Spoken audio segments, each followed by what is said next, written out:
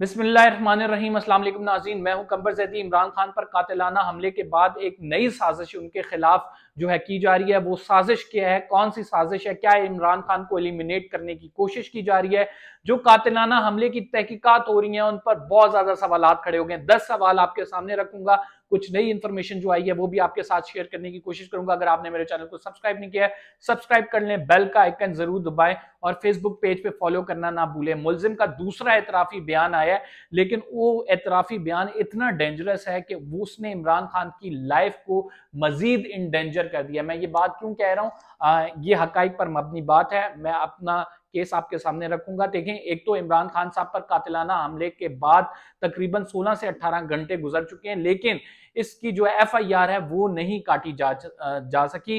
क्यों नहीं काटी जा सकी? इमरान खान की ही हुकूमत है पंजाब में, लेकिन FIR का ना कटना बहुत ज्यादा सवालात को जन्म दे रहा है। इस मुकदमे में, इसकी तहकीकात में लूप होल को जो है वो बता रहा है कि कहां कहां लूप होल मौजूद हैं, जिसके बायस कातिलों तक पहुंचना मुश्किल हो जाएगा, सच्चाई तक पहुंचना मुश्किल हो जाएगा। इसी वजह से हम ये सवालात अपने इस वीलॉग में हाईलाइट करने की कोशिश करें। आपको पता है अरशद शरीफ कत्ल केस में भी हमने अपना मौक़िफ़ आपके सामने रखा था कि ये बज़ाहिर जो कीनियन अथॉरिटीज की जानिब से कहा जा रहा है ये मिस्टेकन आइडेंटिटी का केस नहीं है, अरशद शरीफ को टारगेट किया गया, मल्टीपल करैक्टर शामिल हैं। इसी तरह इमरान खान साहब के केस को अगर देखा जाए तो बहुत ज्यादा सवालात कर रहे हैं, ये बज़ाहिर इतना सादा केस नहीं है जिस तरह से कातलाना हमला किया गया है। जो दूसरा सवाल है मेरा कि जो वीडियो जारी हुई है, आपको पता है कि कल एक वीडियो जारी हुई जिसमें इमरान खान साहब के कातलाना हमले को एक मजहबी रंग देने की कोशिश की गई, और आज जो दूसरा इतराफी बयान जारी हुआ है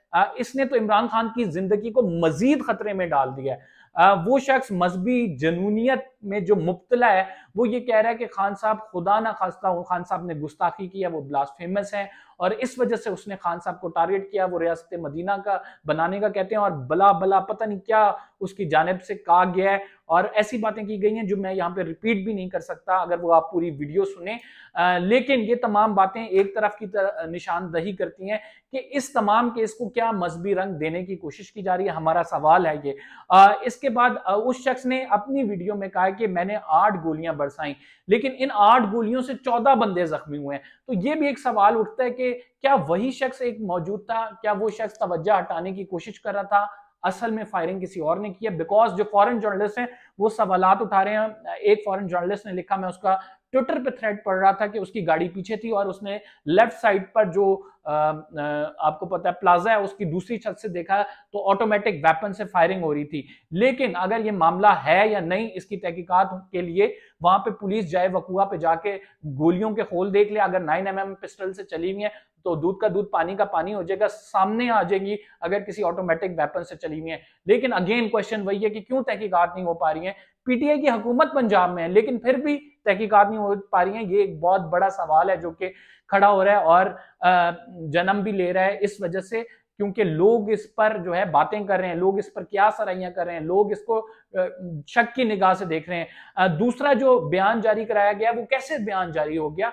पहले बयान के नतीजे में परवेज इलाही साहब ने पूरी टीम को मुअत्तल कर दिया, SHO समेत पूरे थाने को मुअत्तल कर दिया, लेकिन इसके बावजूद दूसरा बयान जारी हो जाता है और दूसरे बयान पे इमरान खान पर इल्जाम लगाया जाता है कि ये गुस्ताखे रसूल हैं।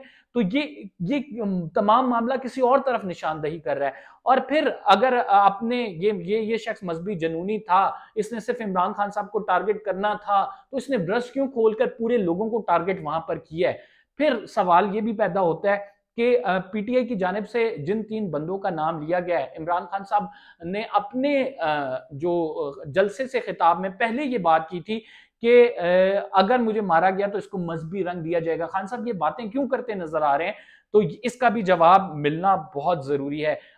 PTI भी अगर सिर्फ इल्जाम तराशी कर रही है बगैर FIR के, तो इसका भी पूछा जाना जरूरी है कि आपके पंजाब में हुकूमत है, आपने FIR दर्ज क्यों नहीं कराई? अगर दर्ज नहीं कोई होने दे रहा तो उसका नाम सामने लाए, वजीर आला पंजाब परवेज इलाही साहब को पकड़ के सामने लाए कि क्यों नहीं हो रही। तो अनफॉर्चुनेटली हमारे मुआशरे में, इस मुल्क में चीजें ऐसी होती हैं कि आपको पता है कि बेनजीर कत्ल केस के बाद से सारे जय वकुआ को पानी से धो डाला था तो शवाहिद ही मिट गए थे। तो हम अपने पॉपुलर लीडर्स को खोल देते हैं, उनकी असैसिनेशन हो जाती है, कोई पूछने वाला नहीं होता, कोई जो कत्ल के हमले किए जाते हैं, इनके मुलजिमों को पकड़ने वाला नहीं होता।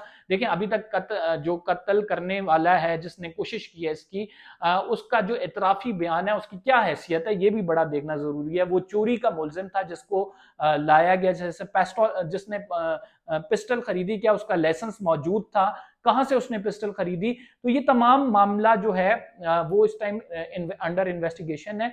लेकिन इसकी इन्वेस्टिगेशन की जो रिपोर्ट्स हैं, क्या वो सेटिस्फाई कर पाएंगे ये तमाम आंसर्स को जो हम इस टाइम इस व्लॉग में उठा रहे हैं। अच्छा, फिर हम ये भी बात करेंगे कि इस तमाम मामले से पहले कि अगर थोड़ी सी पिक्चर्स आप देखें कि खान साहब ये कहते हुए भी नजर आते हैं, और इससे पहले मरियम नवाज साहिबा का लंदन जाना और नवाज शरीफ का उनको बुलाना कि जब तक आर्मी चीफ अनाउंस नहीं होते, हमने आपको खबर दी थी कि मरियम नवाज साहिबा लंदन रहेंगी, तो क्या इसके भी ताने बाने कुछ कनेक्ट होते हैं? ये मैं सवाल उठा रहा हूं क्योंकि सियासी हलकों की जानिब से ये सवाल अब किए जा रहे हैं। क्या वाकई इमरान खान के कत्ल के इसमें मजहबी कार्ड का इस्तेमाल हुआ है? आप लोग क्या समझते हैं? अपनी राय से हमें जरूर आगाह करें, क्योंकि राना सनाउल्लाह साहब जो कि वजीर दाखिला हैं, उनकी जानिब से सर को चलने की बात हुई, उनकी जानिब से कहा गया कि वो किसी भी तरह से इमरान खान साहब को जो है वो रोकेंगे, कभी वो किसी जेल भिजवाने का कहते हैं, तो उनको भी शामिल तफ्तीश करें कि यार आप के पास अंडर पावर है, आपकी जो विफाक में हुकूमत है, आप ऐसे बयानात दे रहे हैं,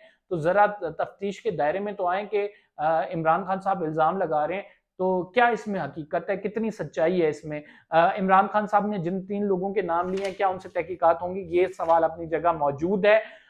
और इसके साथ जो मैं आपको बताना चाहता हूं कि इस कत्ल केस के बाद से जो हालात पैदा हुए हैं इस मुल्क में, वो बड़े तशवीशनाक हैं। जिस तरह से अनप्रेसिडेंटेड एहतजाज हुए हैं, जिस तरह से मैंने आपको बताया कि लोगों ने हमारे इदारों के खिलाफ नारेबाजी की है, वो अपने गमो गुस्से का इजहार किया है। इदारों को इस पे चाहिए रिव्यू करें, इदारे देखें इस बात पे कि आखिर क्यों ये नारे लगाए गए हैं। इदारे देखें क्या ऐसा नैरेटिव बनता हुआ नजर आ रहा है कि फौज की इन्वॉल्वमेंट है, अगर है तो क्यों इदारे की इन्वॉल्वमेंट सामने आ रही है? तो बड़ा वैलिड क्वेश्चन है, जिससे अगर कोई इदारे का खैर ख्वाह नहीं होगा, कोई उस पर तनकीद नहीं करेगा, तो इदारे भी जो है समझ बूझ नहीं लेंगे इस तमाम मामले की।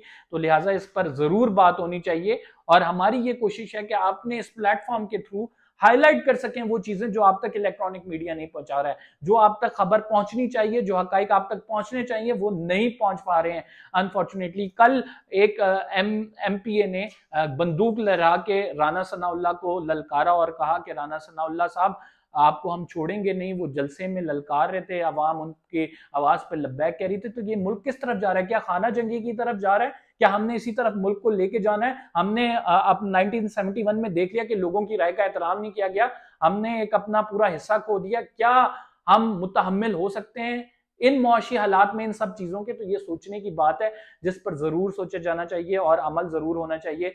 हमारी इस व्लॉग का मकसद था कि वो हकाइक जो आप तक नहीं पहुंच सके वो बता सकें। अगर आपको मेरा व्लॉग पसंद आया है, सब्सक्राइब जरूर करें, बेल का आइकन जरूर दबाएं, फेसबुक पे फॉलो जरूर करें। कंबर ज़ैदी को इजाजत दीजिए, फिलहाल के लिए इतना ही। अल्लाह हाफ़िज़।